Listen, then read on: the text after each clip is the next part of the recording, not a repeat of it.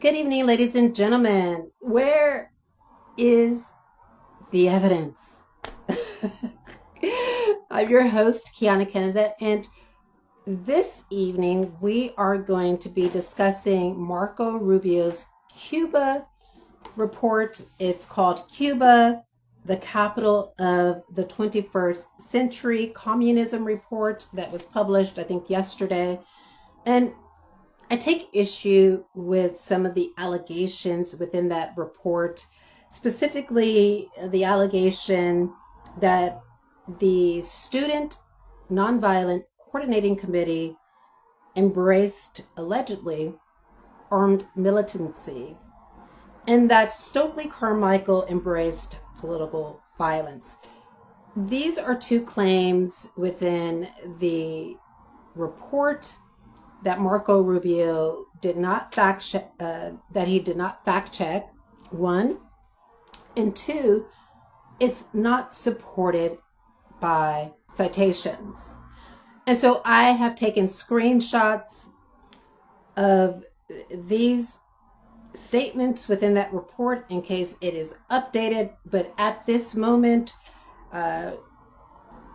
we'll assume that the Department of the state is not going to update that report, and that the way in which it put out the report is how we are supposed to receive it. And so, to reiterate in this video, what I'm going to do is I'm going to debunk these two allegations. The first is that the Student Nonviolent Coordinating Committee was allegedly violent, that it embraced armed militancy, and then two, that Stokely Carmichael embraced allegedly political violence. So let's go ahead and get into that. And what I'm going to be doing is, throughout this video, I will be citing my sources so that you know that you can go and look this up. You can go to your local library. You can possibly download an ebook or reference the material online or in your university. But the book that I am going to reference is called Waves of Protest: Social Movements Since the 60s. And this is written by Joe Freeman and Victoria Johnson. And the article that is, or the chapter in this book that is illuminating to me, is the Student Nonviolent Coordinating Committee, Rise and Fall of a Redemptive Organization. And it is written by Emily Stoper. So, who is the Student Nonviolent Coordinating Committee? Well, it was founded in the 1960s for the purpose of coordinating the sit-in movement, then sweeping the South in an attempt to integrate bus stations and lunch counters. So during the 1960s, this was, at the ending of Jim Crow, but of course it was still Jim Crow during this period. We understood very clearly that the United States, especially within the South, was primarily segregated. And so Black Americans did not have the right to sit at lunch counters and eat at lunch counters like their white counterparts. Nor were bus stations desegregated. There was a lot of segregation. This was during the time where Black Americans really did not have the right to sit anywhere on the bus that they wanted, and they were forced to sit at the back of the bus. And so during the 1960s, of course, there were still many states within the United States not following through on legislation to desegregate their state and their cities. And so that's what they sought to do, was to reiterate the coordinated sit-in movements. This was a form of peaceful protest to desegregate, bus stations or integrate bus stations as well as lunch counters. And you might ask, well, Quianna, how do you know that the Student Nonviolent Coordinating Committee was nonviolent? Well, let's look at what kind of organization it was. It was a redemptive organization. And what is that? It's one that seeks not only to change society and its institutions, but also to change the members by requiring them to exemplify in their own lives the new order. Okay, let's look at that. What is the new order? The new order was racial equality. That was the new order. To change society and its institutions. Well, what did we see in society during that time? What we saw in society during that time was a very segregated society. And the institutions were backing that segregation up. To be sure, if a Black American sat at a lunch counter in a diner and refused to move, you would have the police come in and escort them out or throw them out. And so who does a police work for? A police works for an institution. The institution is a police force. A police force, what we call today, is a police department. And so, going back to that, they sought to change societal's views of Black Americans and its institutions, to integrate institutions and to make those institutions more equitable as it relates to racial equality in the United States of America. But let's go a little bit deeper about a redemptive organization. The Student Nonviolent Coordinating Committee was a redemptive organization because of its moral ethos. It consisted of a set of broad attitudes shared by almost all its members, involving a rejection of ideology. And the rejection of this ideology was that violence was the answer. Their argument was that nonviolence was the answer. So what else was an aspect of a redemptive organization? A sense of dignity of other institutions and to individual non-members. Third, a very high rate of activism among its members. So the Student Nonviolent Coordinating Committee, what it did was it almost always engaged in sit-ins, and sit-ins were nonviolent. The pervasiveness, that is, an important influence on all or almost all aspects of its members' lives. And then 5, a belief in the equality of all members, which leads to the rejection of bureaucracy and of all forms of leadership structures. So you can see that this was a very important aspect of the Student Nonviolent Coordinating Committee, is nonviolence and the equality of all its members and its rejection of bureaucracy. Let's go a little bit deeper, because again, when I reflect on Marco Rubio's report on Cuba, it almost feels like a dog whistle to white nationalists in the United States of America to name and shame Black political movements to not only name and shame Black political movements, but to try and frame Black Americans and our political movements as threats to national security. But we're going to go into how the United States government was really violent against the Student Nonviolent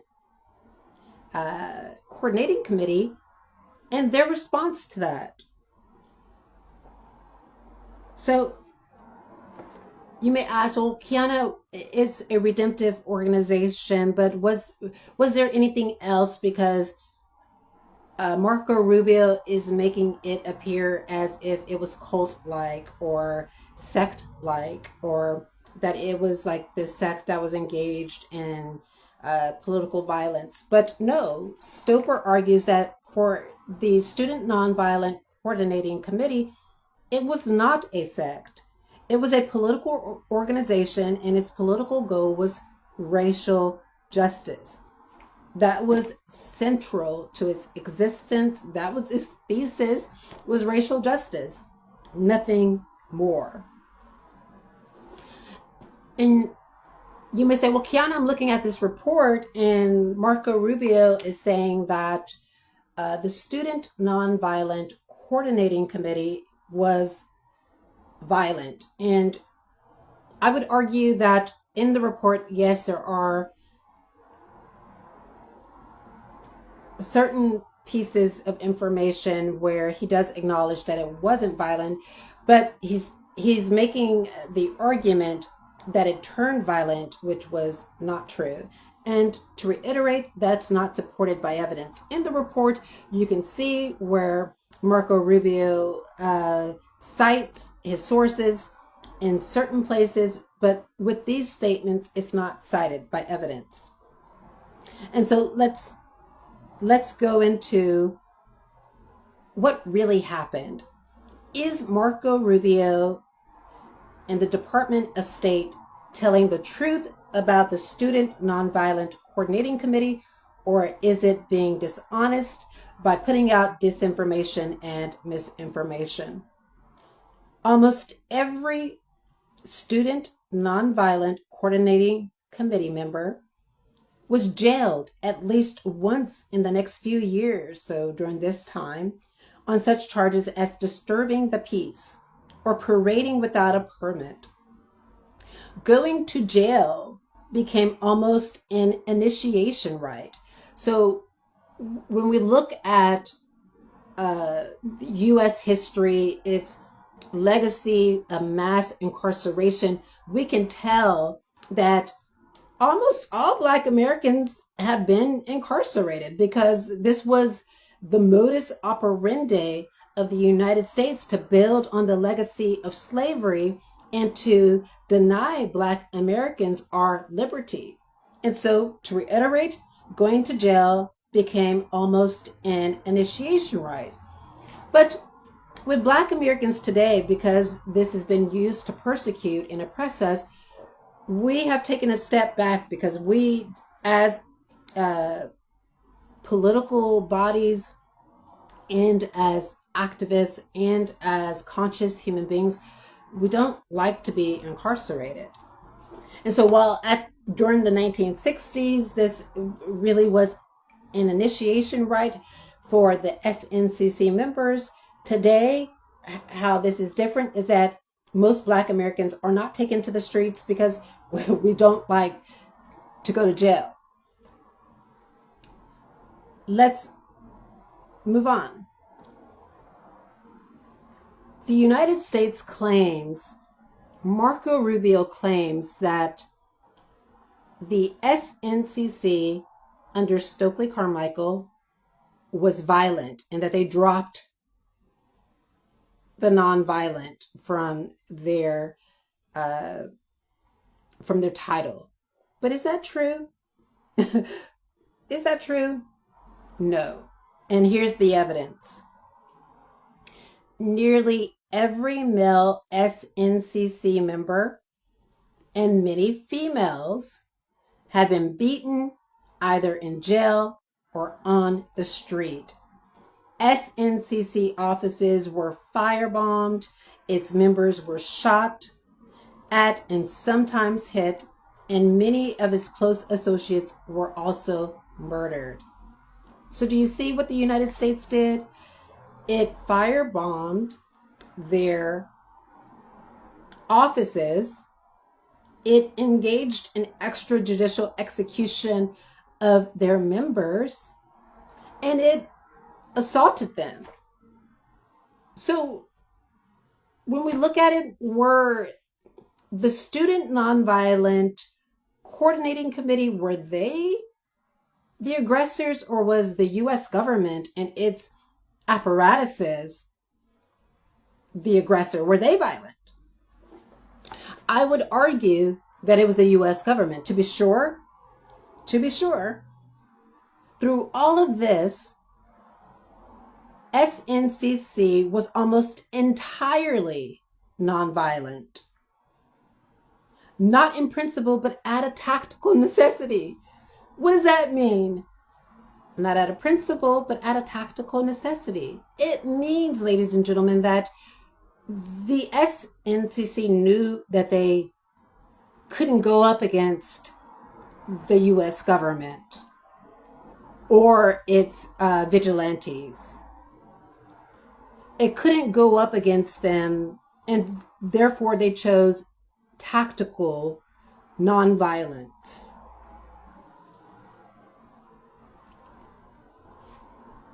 Because if they responded in kind, there would have been more carnage meted out by the U.S. government. This experience of persecution was probably the most important factor in shaping the SNCC's moral ethos. So, the information that Marco Rubio published, as you can see, is inaccurate and not supported by evidence. And why is Marco Rubio publishing that? Well, he seeks to tie Black Americans to communists because he wants to go after Cuba. And realistically, the United States wants to attack Black Americans, and in order for the United States to really go after Black Americans, they need some larger reason to do so. And so they're saying, okay, well, Black Americans and their past activists are connected to Cuba, and Cuba is causing all these problems for the United States, and therefore we need to destroy Cuba, and then we can go after their connections in the United States. Do you see how ludicrous that sounds? And I believe, ladies and gentlemen, that this is what it's always been about. It's been about rolling back the protections of certain groups in the United States, such as immigrants, not only immigrants, but minorities, asylum seekers, and refugees, so that the U.S. government can attack Black Americans, which it seeks to do.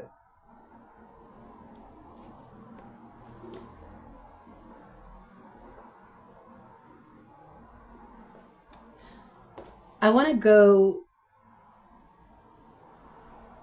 into something more important. When Blacks that work for the SNCC were engaging in these sit-ins and protesting, they were fighting their own cause, and it was because it was their personal destiny to do so, to change not only their lives, but the lives of their people like me, to change it so that I could go into a restaurant and sit at the counter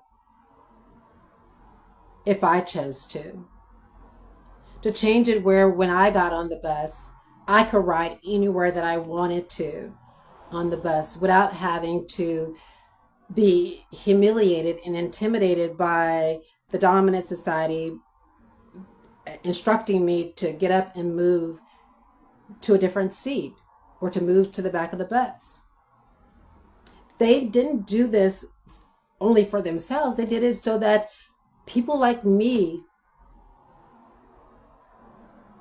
could have the rights that I have to some degree. Right now, my rights are being eviscerated because the U.S. government is actively engaging in transnational repression and seeking to take us back to the dark ages. And it is co-opting the Irish governments, and it's relying on proxies within Northern Ireland as well as the Republic of Ireland to feed information back to it so it can continue to create these policies that disenfranchise Black Americans. And as a self-appointed Special Rapporteur for the rights of Black Americans who are descendants of slaves, it is my responsibility to speak out against this.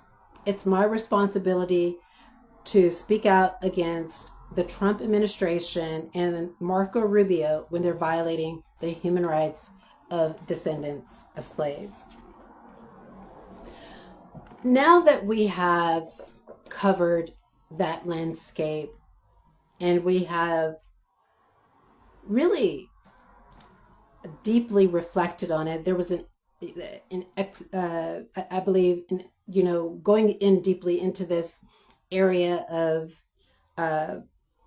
misinformation and disinformation put out by the Department of State. I think it's important for us to really look now at how social movements have evolved throughout the years. And I really want to focus on the way in which non-Blacks have, in some respects, helped us in our fight for justice, but also have taken a lot from us by co-opting our movements and our slogans and using it for themselves and not using it to uplift us. And you may say, well, Quianna, where is the evidence for that? Well, let's look to the Blackwell Companion of Social Movements. McAdams suggests that Northern white students who participated in Freedom Summer began emulating the Student Nonviolent Coordinating Committee workers. When these students returned to their privileged institutions the following year, these new forms of dress and speech diffused through those campus bodies into popular culture. So that was a part. You may say, well, Quianna, that's not enough. Well, let's look at that again. Let's think about that closely. What did they do? They emulated the Student Nonviolent Coordinating Committee's actions. And there's not really anything wrong with that. And there's nothing wrong with dressing like the SNCC. There's nothing really wrong with adopting the lingo of the SNCC. There's nothing wrong with that. The problem is the very fact that they used it as it was almost performative, and they really ignored the redemptive aspect of what the SNCC sought to accomplish. To be sure, Blacks in the Student Nonviolent Coordinating Committee also began to question the motives of their white counterparts for coming to work in the Deep South. The whites seemed to have come to learn about life or to find themselves to help the poor, benighted Black people and earn their gratitude, to act on an ideology, to satisfy a need for engagement or political activity, to play the political game, to atone for guilt, to escape themselves, and for any number of other reasons that did not seem to legitimate Black Americans during that time. None of these motives could form a satisfactory basis for a redemptive commitment. And so, as you can see, this was almost like white saviorism, where there was a big emotional movement that really was about themselves and not about dismantling the chains of oppression. It was not about equality or the equity of Black Americans. To be sure, Black Americans still have an issue. Well, the United States still has an issue with not giving Black Americans the equal rights as whites. There is still like a large gap when it comes to wages. There is still a very, there's still this serious problem with mass incarceration, and there is this surveillance industrial complex, this mass incarceration complex, so prison industrial complex, all these different complexes that go to harm the lives of Black Americans in the United States of America. And so it goes back to the question as to whether or not their actions were truly there to uplift Black Americans out of this oppressive state, or was it just there to adopt something from Black Americans, because Black Americans were quite influential and effective in the way in which we protested during that time. Now, keep in mind that Black Americans really are the blueprint for nonviolence. We're the blueprint for looking to the law to solve our problems. It really is people in the dominant society that supports institutional racism that seek to dismantle the laws that are on the books that are drafted to support racial equality. It is really persons within the dominant society that supports institutional racism that seeks to dismantle the criminal justice system to make it unfair. In the United States, the criminal justice system, of course, is still unfair. It is really members within the dominant society who support institutional racism that really do skirt or shirk their responsibility to uphold the judicial process and the laws of the land. It is really members in the dominant society that engages in that kind of behavior. That's not to say, now when I say members in the dominant society, I am talking about those people in power. And those people in power, that is not another name for white people. It's a name for the prevailing order, those people that are in power. And those people in power are really the ones that continue to violate domestic law, violate international human rights law, to cushion themselves from any kind of responsibility. So there you have it, ladies and gentlemen. What do you think? Do you think that Marco Rubio's report on Cuba, do you think that there are some inaccuracies within the report? Do you think that Marco Rubio and his team should have done better to make sure that there was no disinformation and misinformation within the report, and that they should have cited all their sources? Do you think that the person who drafted the report, basically it was a dog whistle to try and frame a particular narrative that was just not supported by the evidence. And there you have it, ladies and gentlemen. These are all questions that I want to know. We'll talk to you next time. Bye-bye.